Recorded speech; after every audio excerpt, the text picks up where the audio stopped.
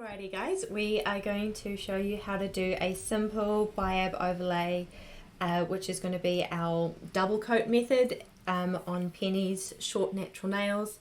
This is appropriate to add strength. It's going to make a manicure a lot more long wearing, but I would be wanting to soak Penny off in 2 to 3 weeks. And for this demo we're going to be using the artistic line. Product specific to artistic and this manicure is using a nail dehydrator, which for this system is pH prep, and then we're going to be going on with a soak off base coat, which is our bonding gel, and then we're going to go in with our builder in a bottle, which in artistic is a correction gel. That's what correction gel is. And there's 3 colours clear, which does soak nicely, not like some of the other clears that we've talked about, and translucent pink, which we're using, and pink concealer, which is a concealer pink. And as Erin talked about in the intro to this section, these types of simple manicures are good for people that do have strong nails, or for biters that can't fit heaps. But so like my non-dominant hand grows quite nicely. My dominant hand, the one that Erin is working on, I'm renovating a house and things like that at the moment, so it tends to get a bit of a beating. And so in this context of this manicure is just sort of reinforcement for this hand that is breaking a lot. Like my nails are strong, but this hand is breaking. Needs a bit of help. Yeah. So would a gel polish alone last well on this hand? It would last well on this hand, but it wouldn't last on my dominant hand, because like when I'm breaking my nails on this hand, it's because I'm pulling staples out of the floor and being like, I'm not following Jules, not tools. No, these are tools right now. This is just a sacrifice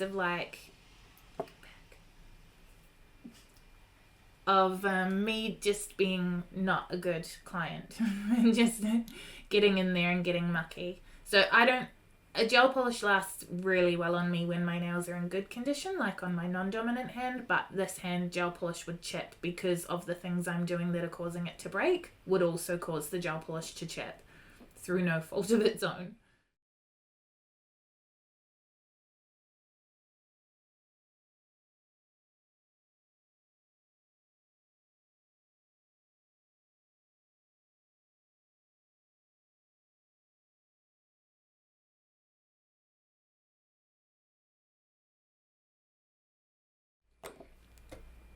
We've applied a base coat, and then we're going to cure that base coat fully for 30 seconds in our cure. 5. Oh, 5. Yes. And that's fully cured. For the base coat. For the base coat. Yeah, bonding gel only is a 5-second cure for this. And we're not dry wiping it. Yeah, we recommend dry wiping as an optional step with gel polish manicures, and personally I don't find that it makes a difference to a BIAB application. So I wouldn't do an unnecessary step, like that's just a me thing. Oopsie, that's full.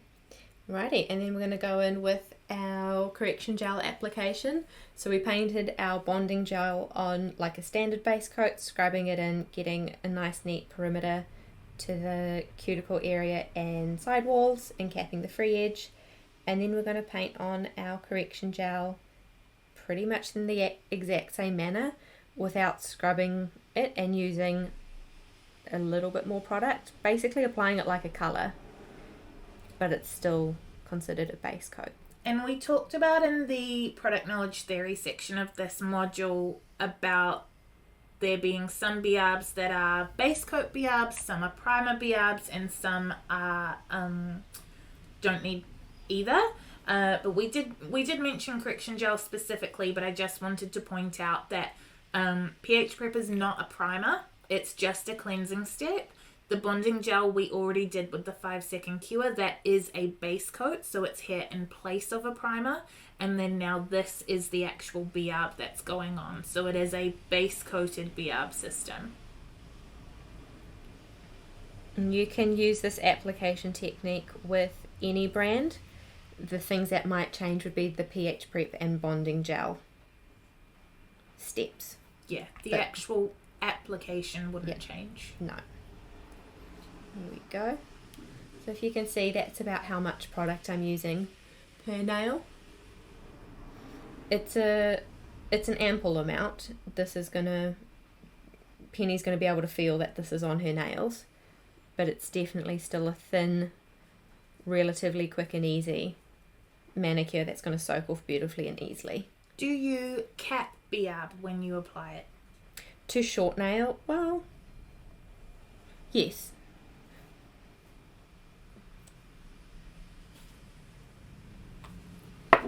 Alrighty, and then we're going to cure this layer, which in the artistic lamp is a 30-second full cure. A 60-second cure in the artistic lamp would be low heat mode, and I would only be doing that on this much builder gel if my client was particularly prone to heat spikes, had visible natural damage, was sensitive. Otherwise, just a standardized cure, like the standard cure, is perfectly fine. Yeah, it wants to cure for 30 seconds, but if you had a super heat spike prone client, you could use the 60-second low heat option. I didn't feel a thing, like, at all. Penny didn't feel a thing. Do check with your brand though, because some advise low heat mode for all layers, definitely. even this much product. Beautiful. The main reason for not going straight to low heat mode with correction gel is just avoiding the over cure, because it is designed to be cured in 30 seconds. If we did every layer by default on a 60-second cure, we would be risking over curing. It may not exhibit any symptoms of over curing at all, but it could potentially be slightly more brittle and not last as well, or be as flexible. And like we've talked about, flexibility is, I think, probably the most important characteristic of a BIAB. Yeah. That's what's giving you durability. Yeah, it's what gives you every perk of a BIAB, really. So if you can do 30 seconds with a BIAB that says to cure for 30 seconds, you do. You just, no product do you over cure on purpose just because.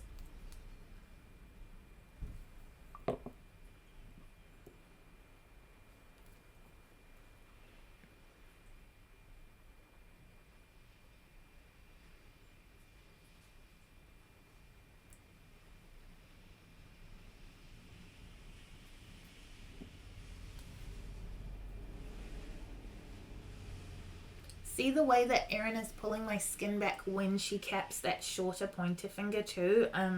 You just show again just in case they weren't like looking until I said it. But that's just making sure that there's no product going on my skin. And first of all, sometimes if it goes under the nail, it kind of cures under the nail. It's really uncomfortable, and that's really, like, I would want to pick that. But also we don't want raw product sitting on anyone's skin. No. And the main benefit of capping the free edge is so as the product cures, it's shrinking, and when it shrinks, it's going to shrink over that natural nail free edge, which is going to adhere it better to the nail.